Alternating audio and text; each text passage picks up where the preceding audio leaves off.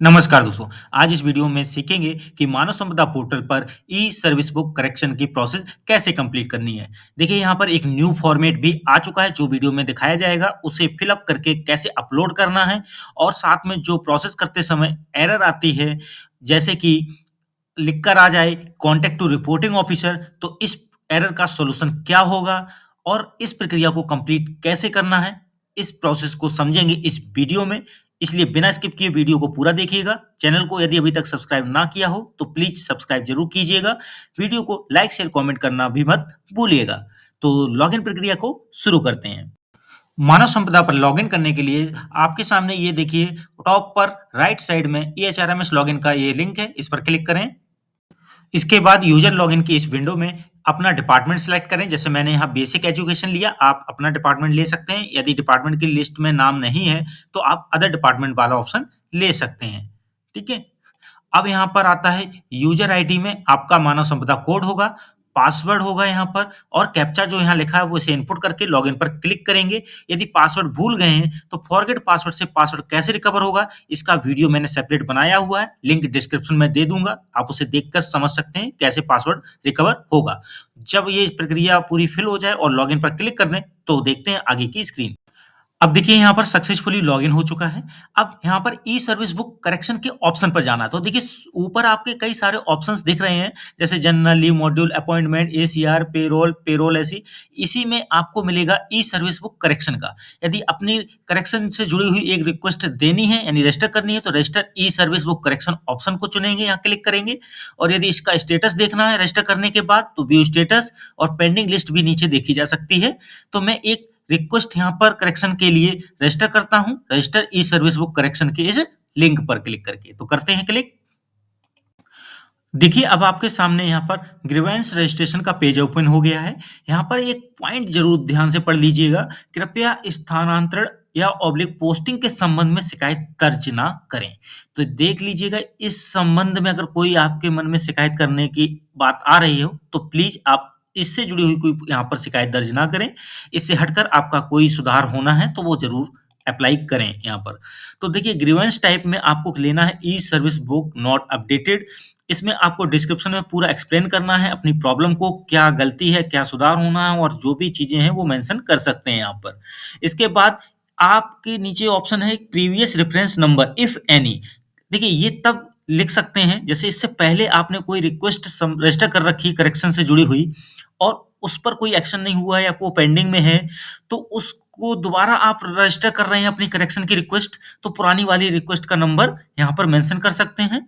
ठीक है। यदि पहली बार कर रहे हैं तो ये तो भाई आप फिल नहीं करेंगे, छोड़ देंगे। अपलोड से डॉक्यूमेंट वाले सेक्शन में एक फाइल आपको अपलोड करनी है जिसका साइज मैक्सिमम 2 MB होगा। यहाँ ये रेड लाइन इसलिए लिख कर आई क्योंकि मैंने एक फाइल यहाँ अपलोड करने की कोशिश की जिसका साइज 2 MB से ज्यादा था, ये तभी लाइन आएगी, अन्यथा आपको ये लाइन नहीं दिखेगी। अब यहाँ पर जो फाइल अपलोड करनी है वो फाइल कौन सी है मैं शो कर देता हूँ।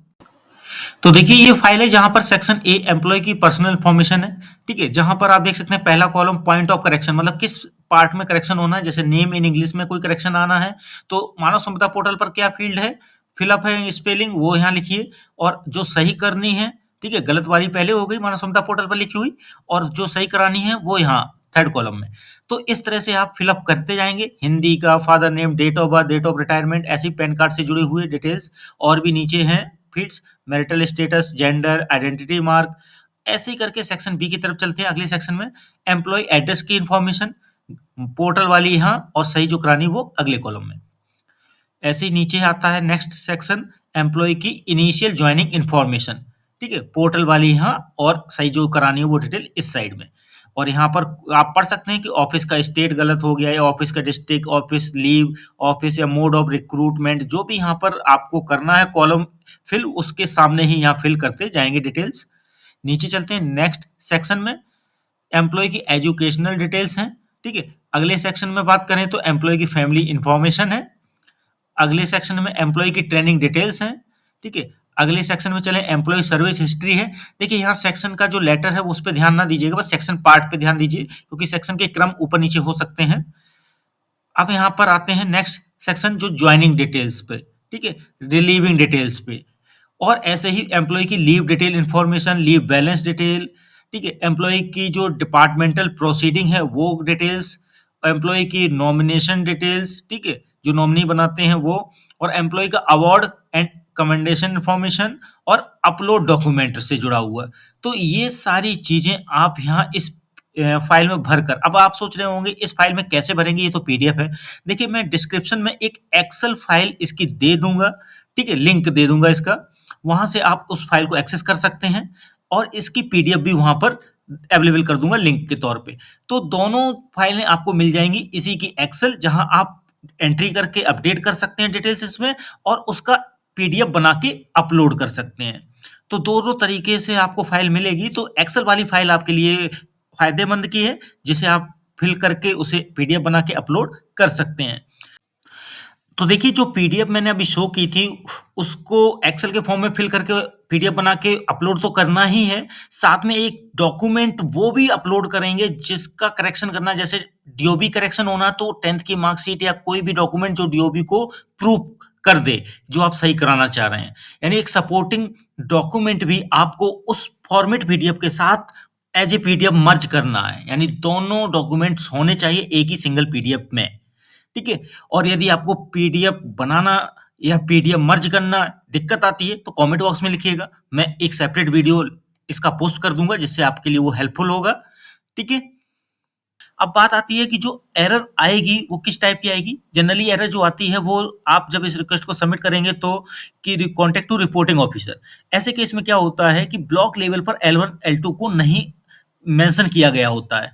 तो इस संबंध में आप ब्लॉक लेवल पर बात कर लीजिए, जिससे कि वहाँ पर L1 L2 को मेंशन कर दिया जाए और समस्या का हल हो जाए। जब आप ये रिक्वेस्ट सबमिट करें तो सक्सेसफुली सबमिट हो जाए। इस तरह की कॉन्टैक्ट टू रिपोर्टिंग ऑफिसर वाली एरर ना आए। देखिए, ये तो हो गई ई सर्विस बुक करेक्शन की रिक्वेस्ट रजिस्टर करने की। अब यहाँ पर आपको मैंने पहले भी बताया कि ई सर्विस बुक करेक्शन पे जब जाते हैं तो व्यू स्टेटस कैसे देखेंगे, यहाँ पर क्लिक करके। तो करते हैं यहाँ क्लिक।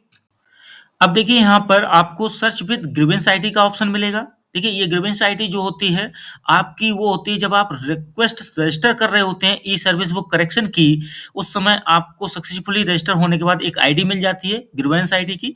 वो यहाँ डालकर सबमिट करके सर्च कर सकते हैं अपनी इस रिक्वेस्ट को, और सर्च विद मंथ ईयर के हिसाब से भी सर्च कर सकते हैं।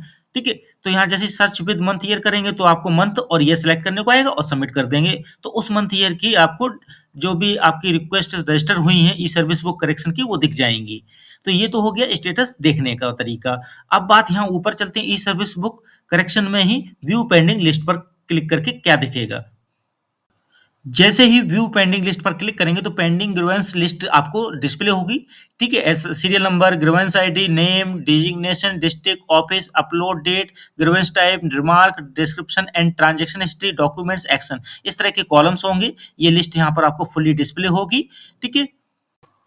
तो इस वीडियो में मैंने आज आपको ये एक्सप्लेन किया कि ई सर्विस बुक करेक्शन को कैसे अप्लाई करना है और किन-किन बातों का ध्यान रखना है। तो इस वीडियो में यदि आपको लगता है कोई प्रश्न जो आपको जवाब नहीं मिल पाया हो इन केस, तो आप कमेंट बॉक्स में लिखिए, मैं आपके उस प्रश्न का जवाब देने का पूरा प्रयास करूँगा।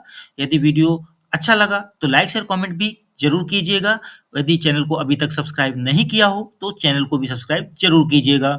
मिलते हैं ऐसे ही और भी बेहतरीन वीडियो के साथ अगली बार। आज के लिए बस इतना ही। धन्यवाद।